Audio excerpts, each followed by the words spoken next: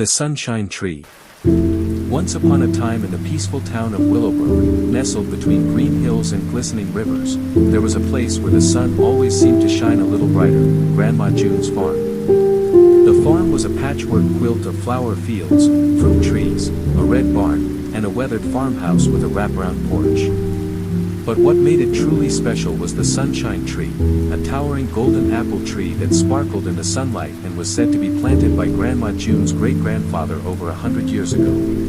Local legend claimed the tree had magic, not the wand-waving kind, but a deeper kind of magic that brought people together and helped them remember what really mattered.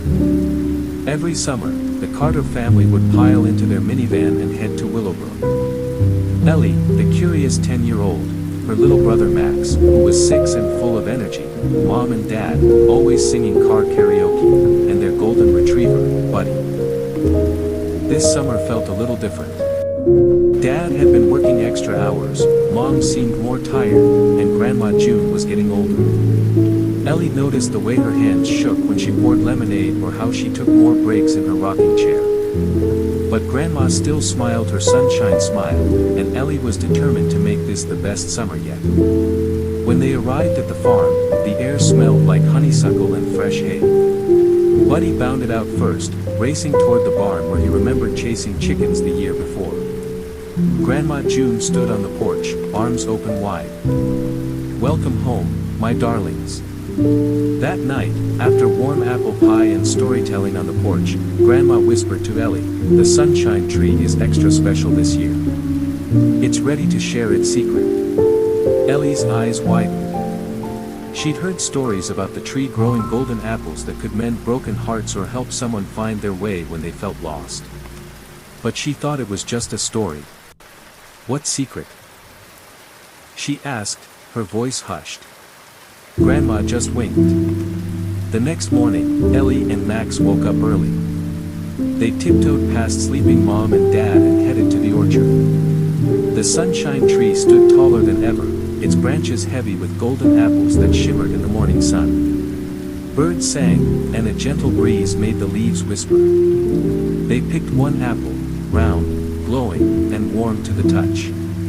When they bit into it, something amazing happened.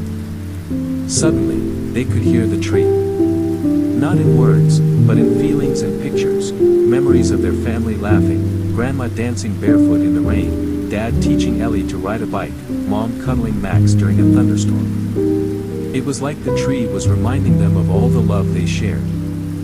They ran back to the house, bubbling with excitement.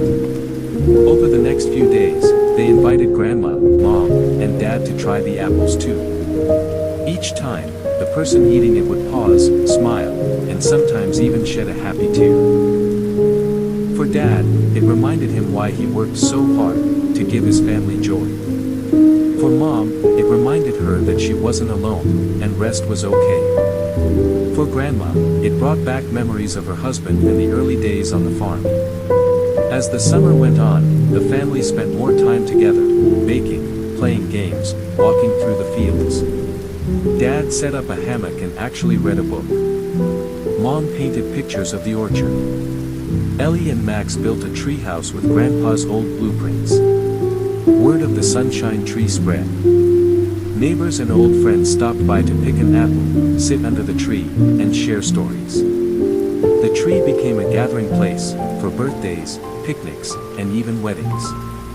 One evening, as fireflies danced in the twilight and Buddy snored on the porch, Grandma June took Ellie's hand. "You see, my dear, the tree's magic isn't really in the apples. It's in the memories we make and the love we share. The apples just help us remember." Ellie smiled, her heart full.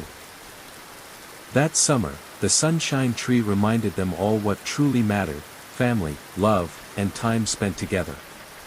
And even years later, long after Ellie and Max grew up and had families of their own, they returned to Willowbrook each summer. The Sunshine Tree stood tall, golden apples glowing, waiting to share its secret with a new generation. And so the magic lived on, not in spells or potions, but in the hearts of those who believed in the power of love.